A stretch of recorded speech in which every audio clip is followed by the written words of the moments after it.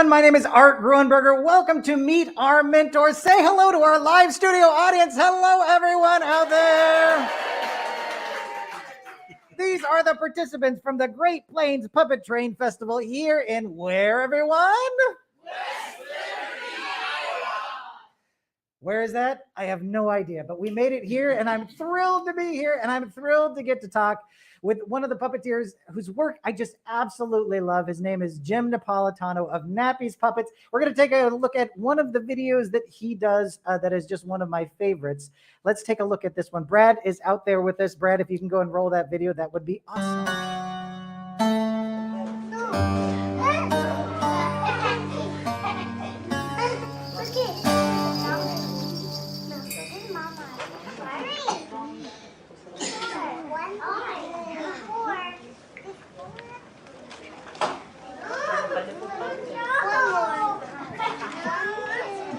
Good night, the mummies. Sleepy tight, the mummies. And don't jump on the bed.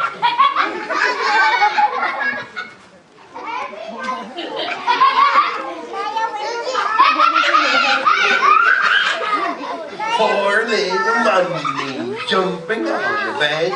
One fell off and he bumped his head. Mama called the doctor and the doctor said, no more mummies jumping on the bed.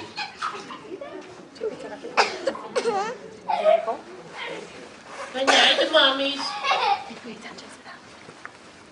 Sleepy tight, the mummies. Don't let the bed bugs bite the mummies. And don't jump on the bed.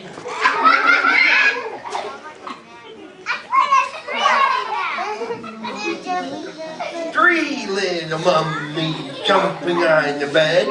One moment, everybody, excuse me. Hey, don't you know how this song goes? Can't you sing along a little bit? Let's go. 1, 2, ready, go. Three little mummies jumping on the bed. One fell off and bumped his head. Mama called the doctor and the doctor said, no more mummies jumping on the bed. Thank you, Brad. Thank you. Let me introduce our guest, Jim Napolitano.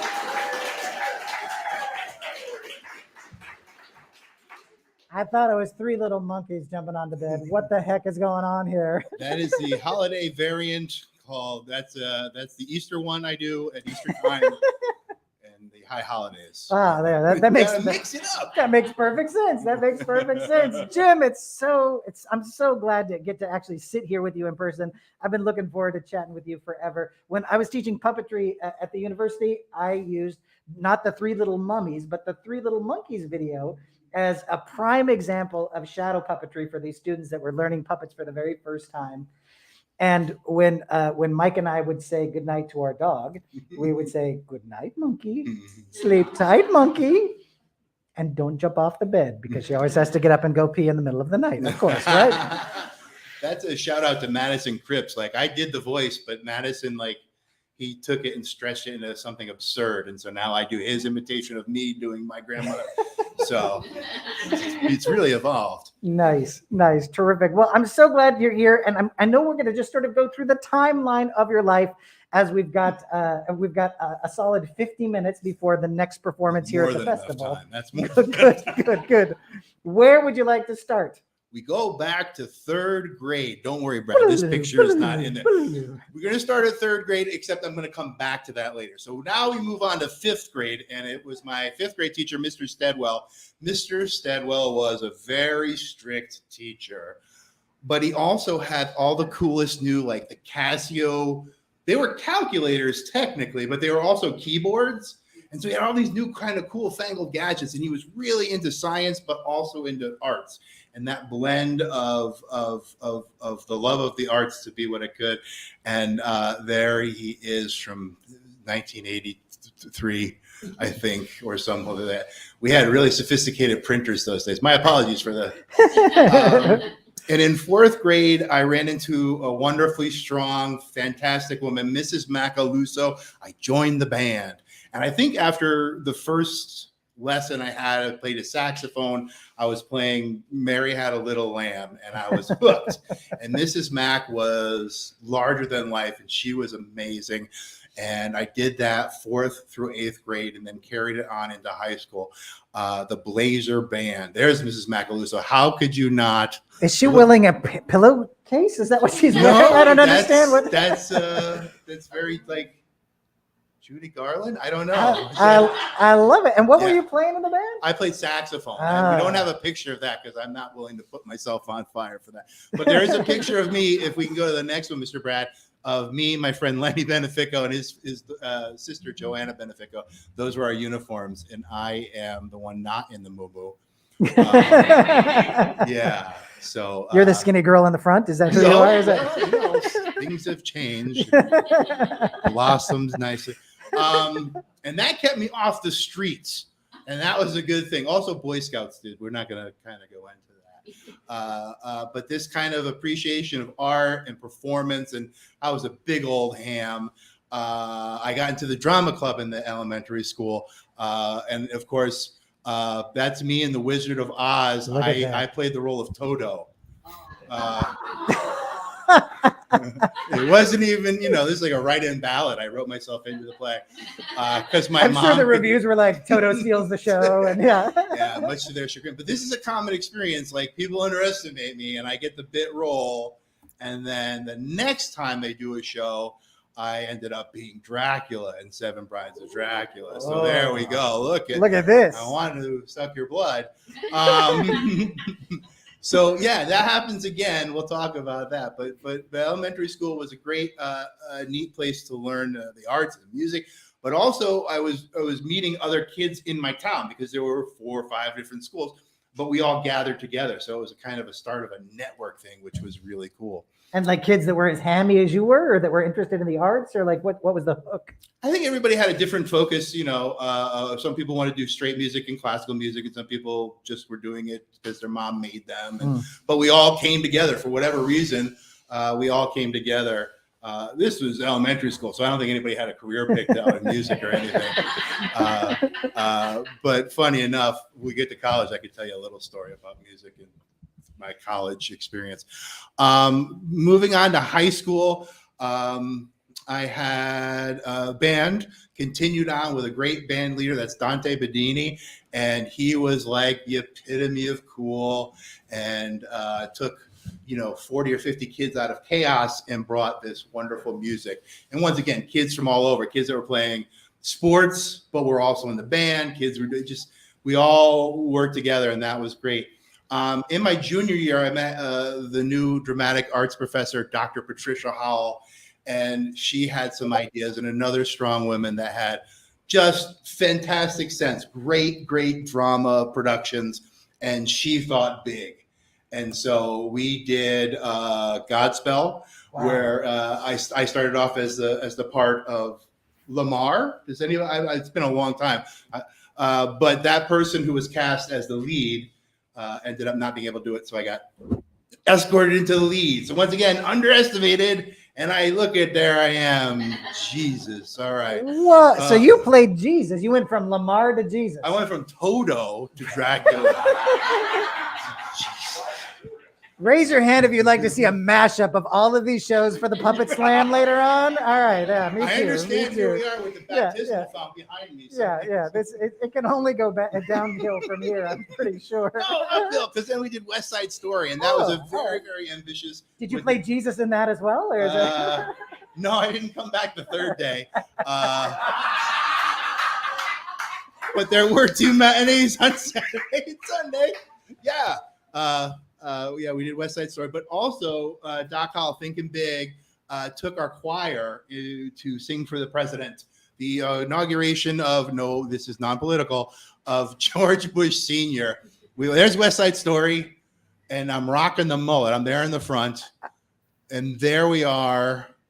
I don't think we sang for the president specifically, but we were in D.C. when he was getting inaugurated, and we sang at a wonderful children's hospital. But just this idea that Dr. Howell could take us to this small town high school so far, and we were able to do so much, and really felt strongly that what we were doing made a difference, and that was kind of neat. So on that, how does that like sort of carry on into like what you're doing currently? I mean, I know we'll go back to the timeline, but like, so that's a big deal, right? I mean, that's a big deal to have a mentor show you that like you guys can go to DC and get to perform at the, for the president and the children's, and you could do big productions. So like, did that make you more ambitious, or did that just sort of raise the bar for what you thought was possible? Well, once again, I was in high school, so I don't know. I was thinking more about girls. Yeah, I saw that you were lying next to a girl right there. Yeah, that was a Maria, move. And I don't that was a move. That's the character name. We're not gonna dox anybody. Once again, I think what was in my mind was that here we are and there were other people from all around the country. So we were like meeting some of the best of the best, and been able to work with them, because we all sang together in a big choir at a church. So that was kind of all working together. So that kind of idea of kind of work together, sharing ideas, that'll come back again as I go through college and end up where I am with Puppeteers of America. All gathered together. People want to do different things. People have different ideas, but we get together, we share information, we push each other forward, we challenge each other, support each other. So it started way back there in the band in elementary school as a young lady in the front row. Brad, you got to help me. I don't know where I'm going next. I think we're in college, aren't we? Here we are. My big influence. Okay, wait, yes. I'm sorry. College story. So if my dad is watching, I'm sorry, Dad. I went to college to audition for theater and to be in the band. And when I got there, I was going to audition for the band first. I got there and I didn't have my music. And so I just ditched. And my dad doesn't know I never took my music audition. This is not a good lesson. I'm sorry. I am not a good mentor. But I did do my acting audition, and we got in, and I ended up going to UConn. And at UConn, my orientation, I found out there was a puppet arts program. And there was a guy, it was just one guy out of all the fine arts people. I'm like, this is interesting. And then later on, I found all these people talking, and they were very, very upset. Frank Ballard, the original person that started the program, was retiring, no replacement.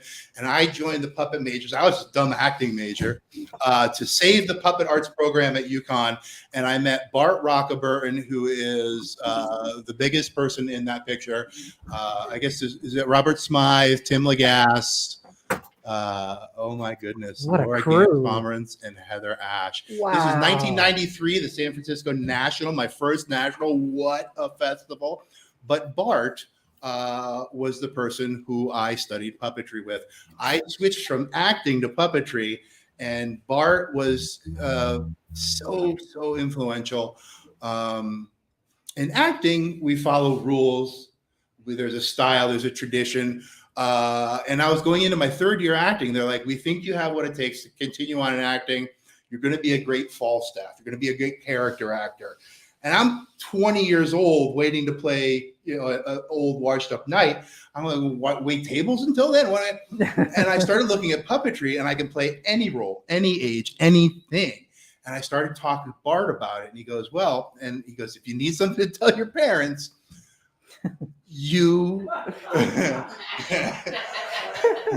Bart had a lot. We could do a whole separate party. Somebody's thinking about credit cards and gas cards. We don't have time for that. Sorry, Bart. He said, you can tell your parents honestly, you might not eat lobster every night, but if you hustle, you will eat every night. There are opportunities to go out and find the work and make the work.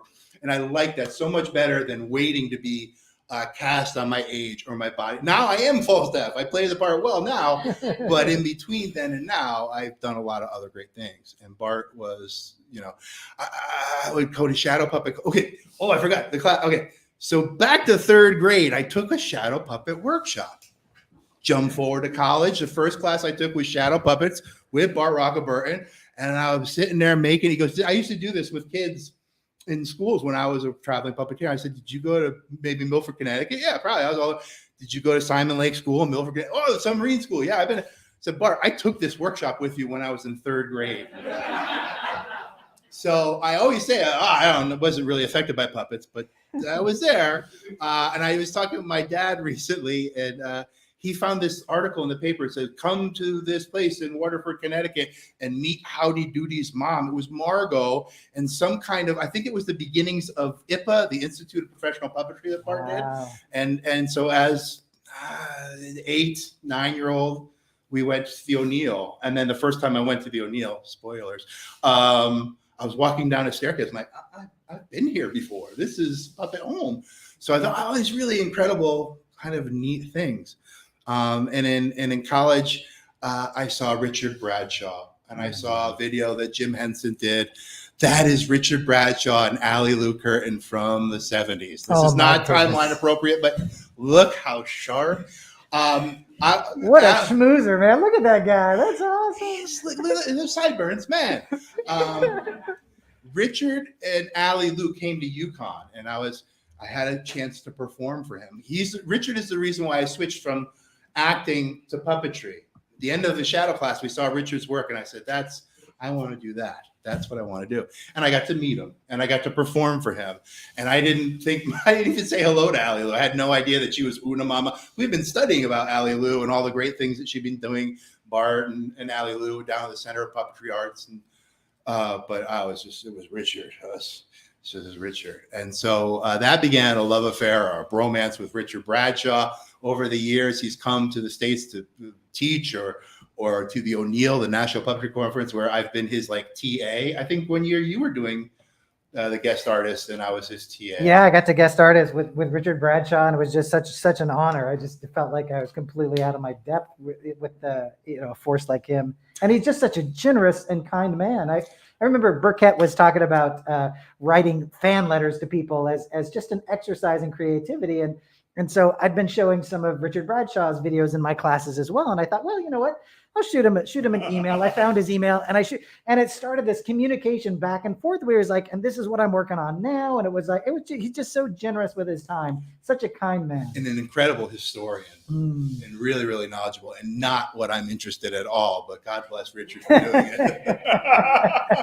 But you were at the O'Neill and you were doing a performance, or a part of a performance. And Richard was there kind of mentoring people into what they wanted to do. So it was apples and oranges. And it wasn't the first time you were at the O'Neill. Oh boy. That was the last time. That was the year you were there. That was it. That was 2016, right? Could be. Yeah. The time goes on and don't stop. I'm sorry I don't have any fireballs to huck at you right now. I was looking for fireballs. Art and I drop fireball candy into each other's pockets when they're not looking. I had nearly everyone at his workshop, about 20 people, come up and just drop one on his desk just at random times, just to, because that's what we do. Yeah, and then I bought 10 pounds of fireballs. Yeah, you won. You won. Dear, this is for Art Gernberger. Suck it. Yeah, perfect. If you've got any questions for our kind guest, won't you can feel free to tap them into the chat if you're on YouTube, tap them into the chat if you're on Facebook as well. And if you have questions out there, you can just wave your hand at me, and we'll continue down the timeline. No questions? Oh, our audience got very quiet all of a sudden. Beautiful. All right. UConn afforded me the chance to learn not only from Bart, from other students. And the year I switched from acting to puppetry was the year that Tim Lagasse did Show of Hands. Does anybody remember? Yeah. Show of Hands. The only, as far as I know at that point, the only student produced production that win an UNAMA. That's us. No, that's Mark Gale and Tim Lagasse. That's not a very flattering. That's Tim, I got you. That's Tampa. You'll see Tim in better light. There we go. That's us on Between the Lions. But Tim came back off of that fantastic triumph of Show of Hands. I'm going to ride his coattails. I just wanted to hang out with him and absorb what he was doing. And he ended up doing a student television show, and I ended up writing and helping for that. And Tim and I play well together, and we've been doing really fun and cool things.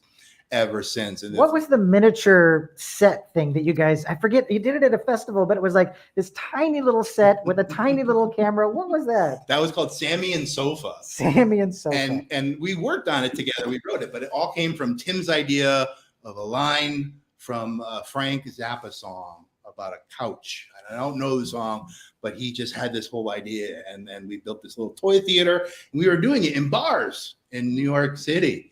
And then we went to the National in 2007, Puppet Rampage 2, maybe. Yeah. I think that's where I saw it. Yeah. Yeah. And we put we had this little toy theater. We put a little bunch of cameras all over. Oh, yeah.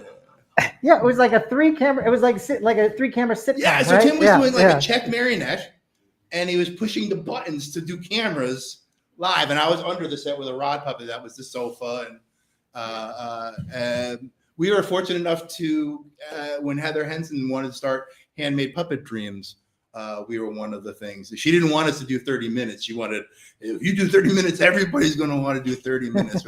No, we got it. It's important. We thought we were making a pilot. I've made so many pilots with Tim Lias. It's great.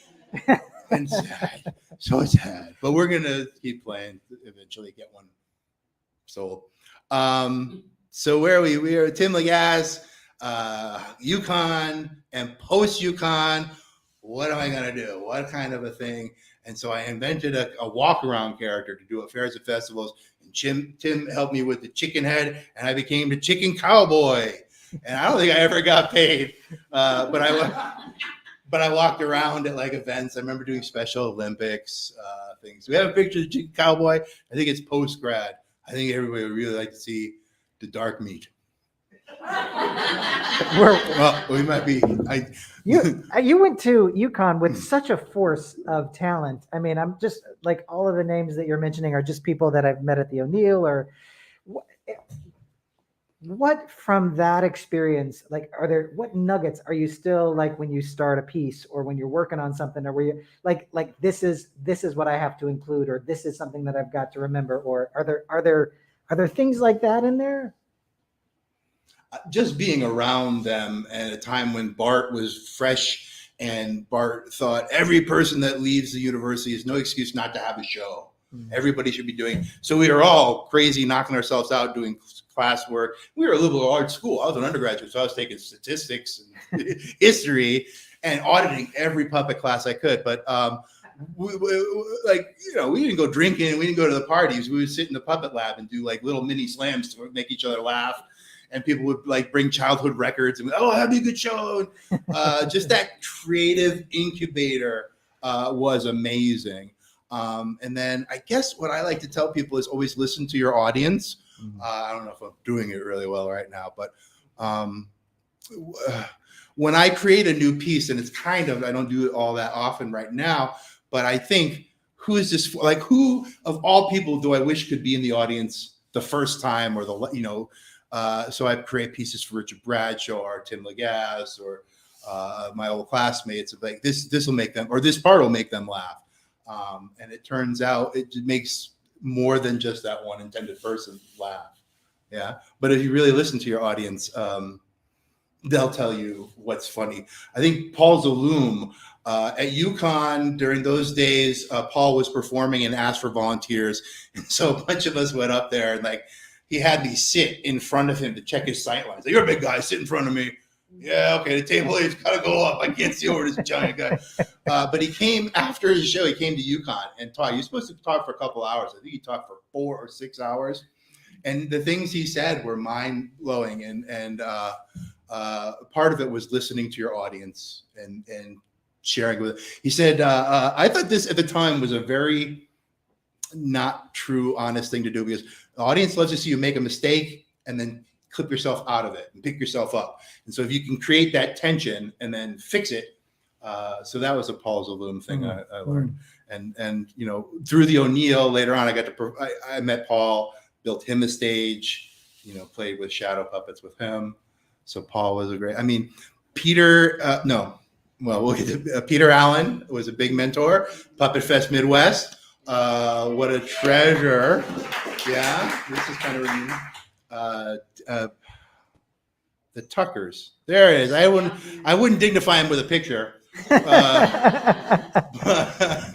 Brad, I'm so sorry. We're all over the place at this point. Put up the pictures and then we'll get back on track. Marianne Tucker, Tom and Marianne Tucker. Yeah. During college, I was not enough money to do festivals. I said, is there any way I could work maybe? And I was backstage.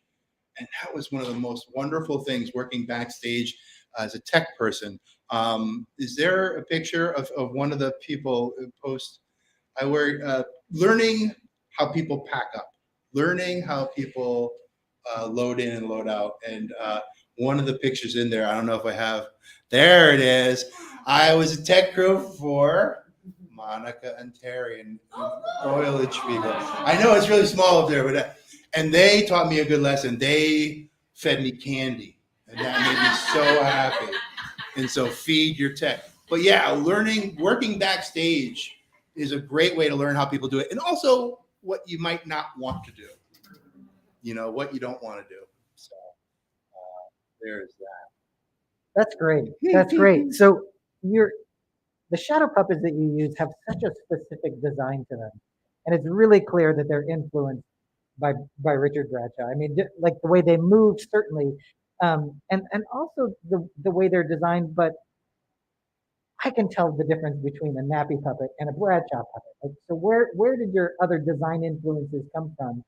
And can you talk a little bit about your process of not only designing the puppets, but designing how they're moving? Because your puppets move incredibly well.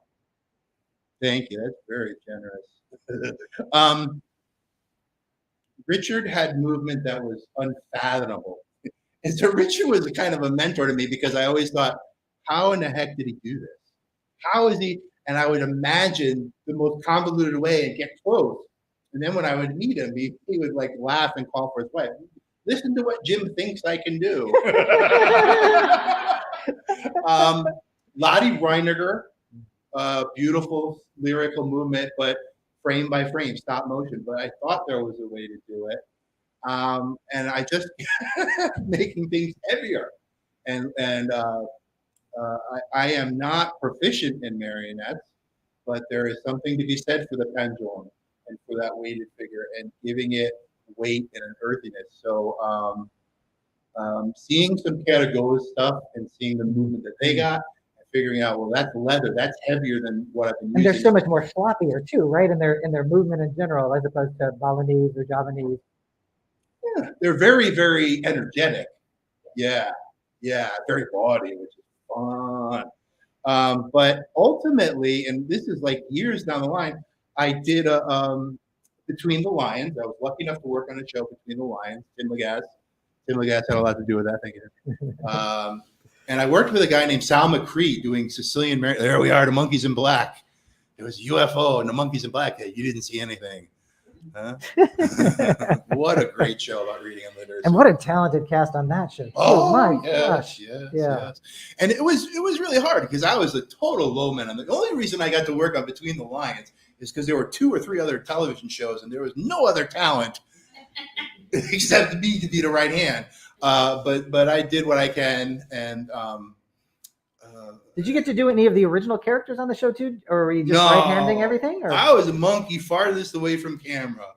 It was like the coach put out left field and like, Nappy, get a monkey and go long. And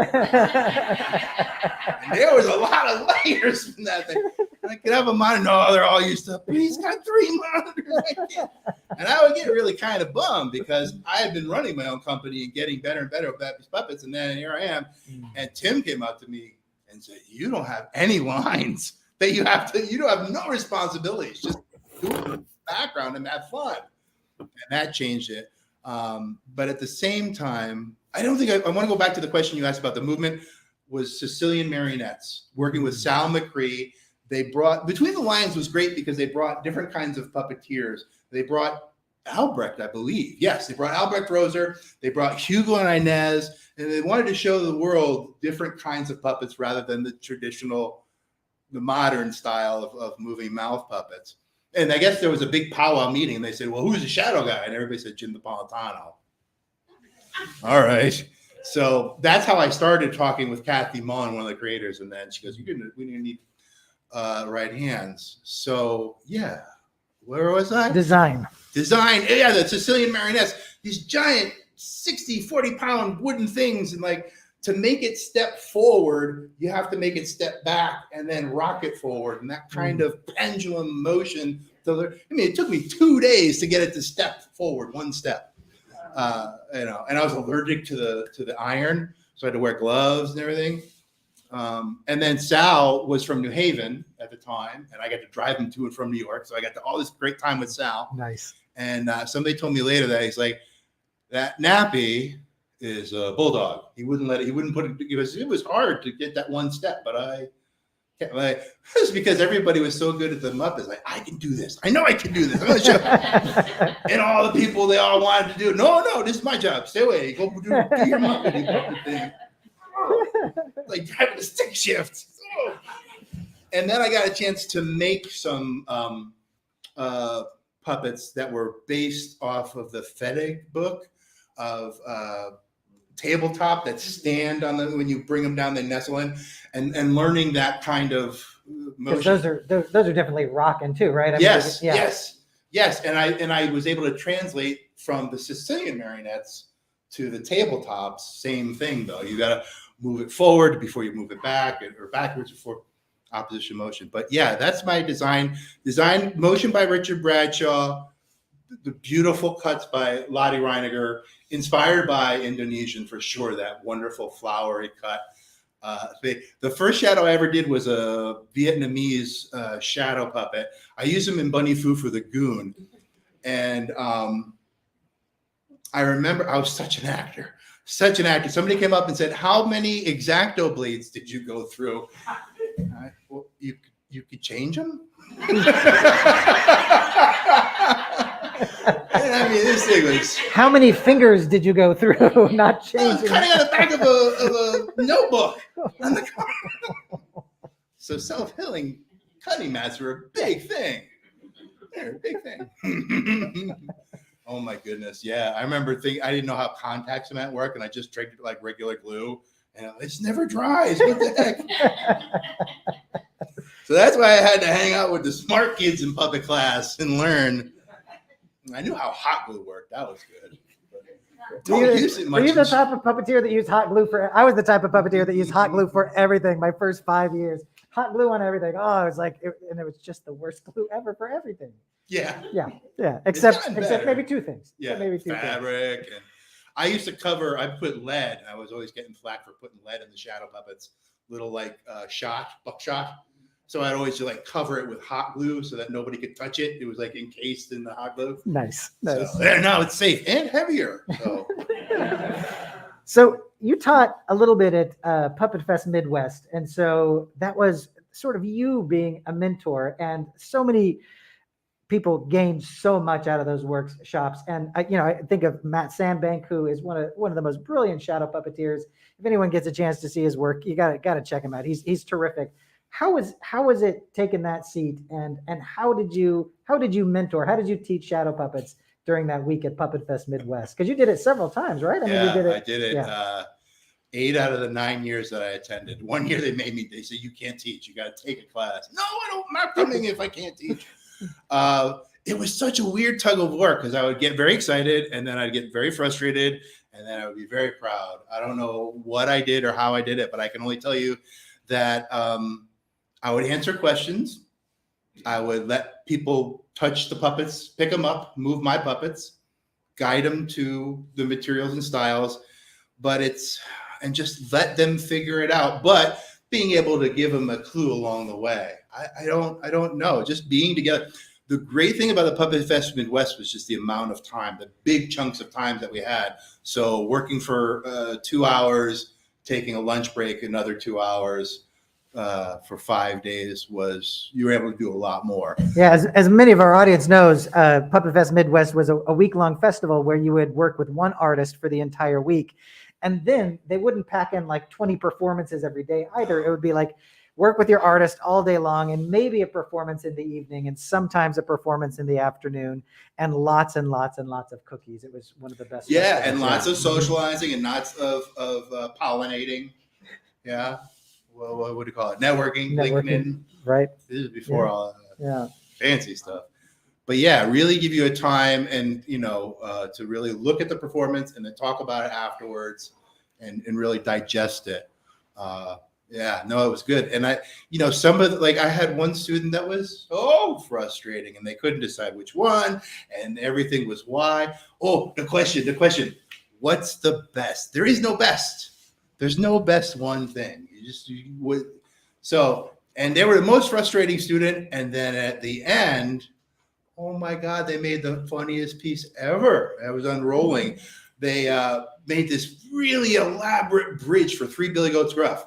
And they made this cute little goat, but then that's all. They're like, I didn't have time. And she goes, I have the horns for the brothers. And I said, okay, wait. The only thing I can add to this is put a rod, like a really silly, overly sized rod. So you just see horns and a shadow puppet rod and do it like that. And they were hilarious, Nice. And I think I didn't have anything to do with it. I think I like to think of what I think Jim Henson did. I don't know. It was like Richard Brad. Look what Jim thinks I can do. I think the reason that Jim Henson was such a great influence was because he found the best people that were excellent at what they did and let them do it. Let them do it. It was there to answer questions or guide, but just kind of let them do their thing. I think that's how I taught. And so most of your work is solo work. Hmm. And so you're the person that's doing everything. Yeah. Yeah. Doing the marketing, doing the performance, doing the building, doing the switching the monkeys to mummies, doing all of the stuff. Mm-hmm. Yeah. Do you ever think about bringing someone else in? No.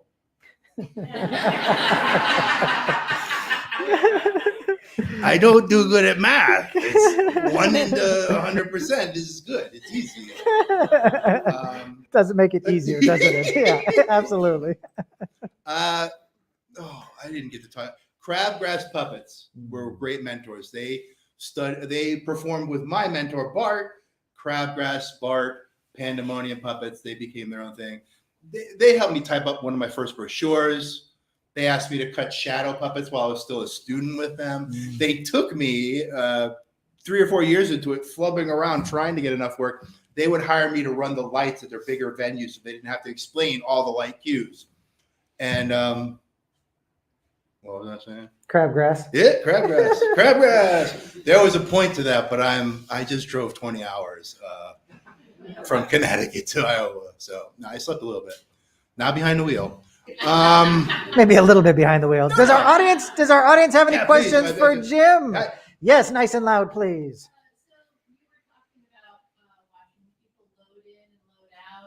You said you learned a lot about what to do, and then you sort of as an aside said and also what not to do. I'm wondering if you have just sort of an example of either something that really stuck with you about what to do, or maybe more interestingly, something that you saw during a load in or load out that was a definite thing you did not want to do. What was the worst loadout you ever saw, and who were they, Jim? I think that's the question. Brad, can you go back to that picture of Monica and I'm gonna be honest because she's not here. They had aluminum things that make walls in houses. That was their scenery because they didn't know any better. So they know the worst, but pretty close. Since I haven't talked about my mentor, I'm going to talk about him. I knew somebody that had. No, this is not about load in, load out. I saw the video that Richard Bradshaw was in by Jim Henson. It was a series of shadow puppeteers from around the world. And you see Richard Bradshaw with 2 big cases, and that's his whole theater. And flat too, right? I mean, like 2 big, if they were bigger than this, right? I mean, they were pretty. Yeah, they were thick. Yeah. And they were big because he has a rigid screen. So the smallest one can be as big as, but he just walked in and to be able to perform anywhere. So that I ended up doing PVC screen collapse, but I love the fact that I can perform in somebody's living room, or I'm going to do outdoors this weekend I've tried to figure out a way to do it. But yeah, that mobility, that flexibility, also not taking yourself so seriously. That's not about the loading questions too, but it's like sometimes I get really upset if the audience is tough, naughty, hard. I'm like, you're not that important. Why are you so worried about what they're thinking? If they're having more fun talking to each other, making fun of you, you've served a purpose. It's not it's not generally the case, but yeah. Yeah, I don't know. I guess I hate to do this because we're going to talk about Bits and Pieces if I get my act together. But the first company I worked with out of college was Bits and Pieces, giant puppet company, 8-foot, 10-foot tall body puppets. And they taught me a lot. And some of what they taught me was what I didn't want to do. So 10-foot tall, 80-pound body puppets, bright bike brake mechanisms. But like, you know, at the time, it was the technology was big Fresnels that had to go on the front of the stage so that we wouldn't walk off because we are looking out the chest of the puppet. And then at the same time, Bits and Pieces took me to Japan twice and Taiwan once and paid me very well and let me create. Do we feel like we can look at a video? Yeah, let's take a look, Brad. Do we have the Bits and let's Pieces look at the one? yeah. Let's This look at is that one. Peter Rabbit. It's an 8-foot tall puppet. I'm playing Mama Rabbit, Peter's mama. And just keep in mind that I'm actually doing like boat rows, crew rowing in this giant 60-pound I puppet. must relax and give some thought to how I'll plan my day. I was really proud to be able to hit things as sharply, and you know, my hands are very closer to her elbows. 1, 2, 3, 4, up, down, up, Yeah. down, 1, 2, 3, 4, pin from the waist, and 1 and 2. Now jumping For jack. Jerry Pickle and Holly Room, it was Jumping Jack Rabbits. I was in great shape. Thank you. Thank you, Bits and Pieces. Tampa, Florida. They've been doing it for so long, and they're really good. And the reason why they do it this way is they're bringing it to people that don't get to theater, and so they all bust into an arena. And so they're 9 foot tall, so they can play for 5,000, 10,000 people. And so I was sharing, you know, during it, there were things that I had to learn and things that I had to do to fit in and things that I was really glad that I learned, of course. But to be able to bring theater to kids that wouldn't have been able to see it, kids in, and I don't mean to sound, I don't know how this is going to sound, but we were in Paducah, Kentucky, Black Eyed Peas, Mississippi, way up in the UP, Upper Peninsula, Michigan. So we were all over the place, you know, schools and theaters and stuff. And to be able to share that was a great thing. And that's one thing I did want to know about, I wanted to keep. And that's why I like, when I do a thing, I want the little people and the big people to be just as entertained, if not big people more. Big people should be rewarded for spending time with their kids. Big people should be challenged, and they should now have a dialogue with their little person. They saw the show and they can say good night, monkey, to their doggy. And so that's really kind of important, I think. I love the 2 tiers of laughter that you can get with a puppet show, right? You hear the grown-ups laugh and then you hear the kids laugh. And if you can get those separate, I love when you get those separate. It's just, it's crack for a performer. Yeah. Brad, what did I miss? Show me a random. We'll look at another video in just a minute, but does anyone else have questions from our live audience for Jim Napolitano? Ask me that question later. Maybe I'll have a better answer about packing and loading and stuff. One of the good things about packing and loading is I spent $250 on a case. Never thought I would do it. What a great investment. So there's, you know, that's something worth thinking about. Spending money on your, look, if you guys could see all the technology that Art has brought here, all the way from the West Coast to Middle America. It's a lot. It's a Although, lot. Jim, like when the pandemic hit and we started doing live streaming, I had spent a lot of money, and then I called Jim and I said, "Hey, listen, I've got this equipment," and he's like, "Oh yeah, I got something like that for $25, and it's working great." I could have saved thousands of dollars if I would have talked to Jim. I wouldn't have been able to do it if you hadn't led the way. Okay, all right. Pioneer. Yeah, that's glad to spend the money so you don't have to. All right, in the back.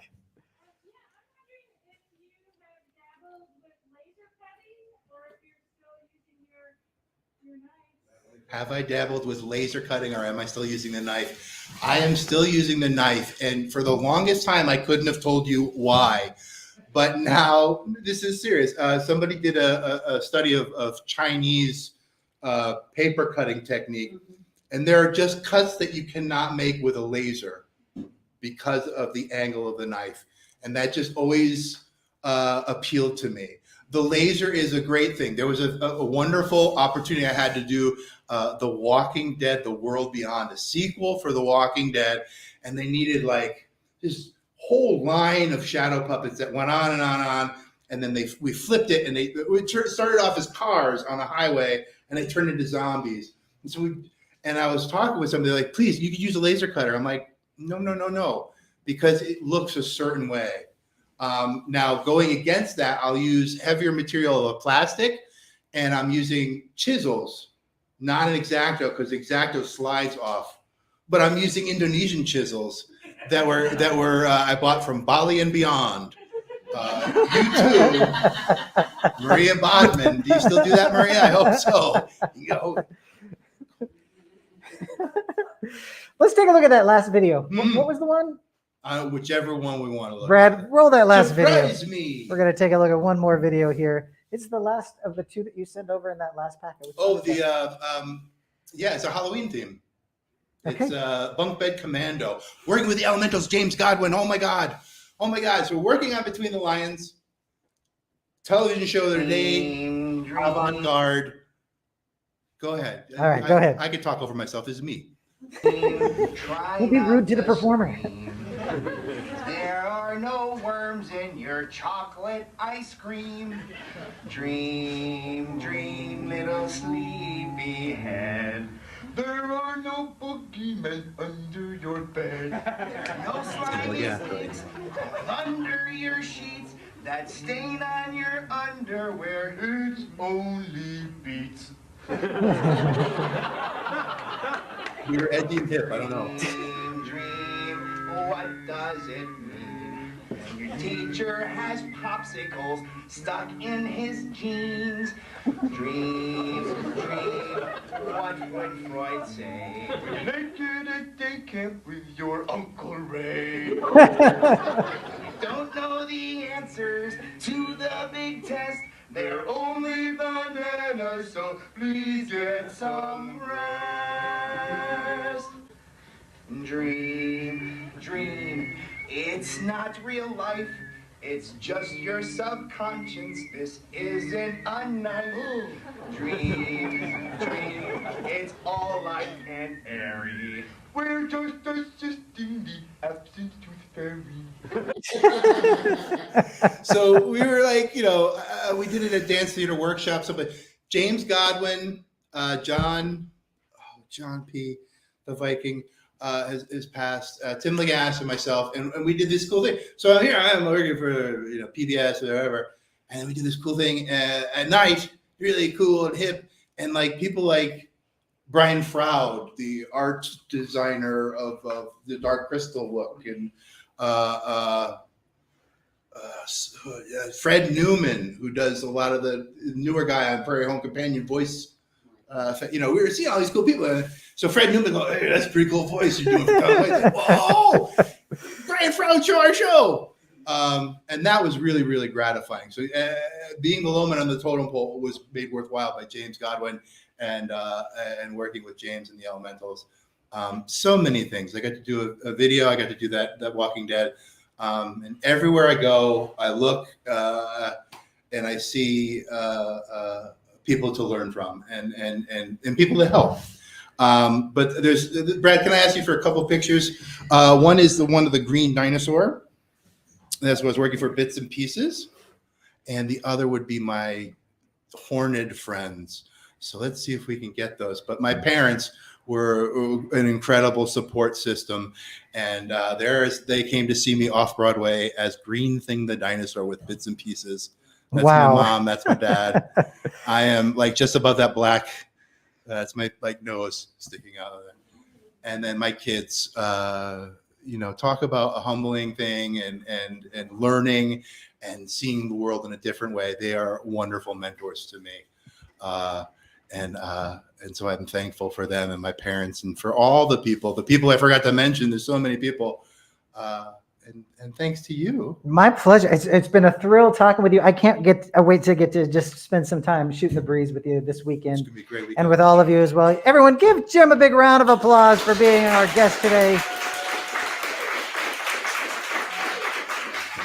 And would you also please give Brad Schur, who is in upstate New York, he's been running all of our media from upstate New York. Give him a big round of applause. Thanks, Yay, Brad. I hope you enjoyed our little talk with Jim Napolitano. Thank you for joining us. We're going to get off to a performance really quickly. Thank you all for joining us at home. We hope you enjoyed the show, and we will see you next time. Goodbye, everyone.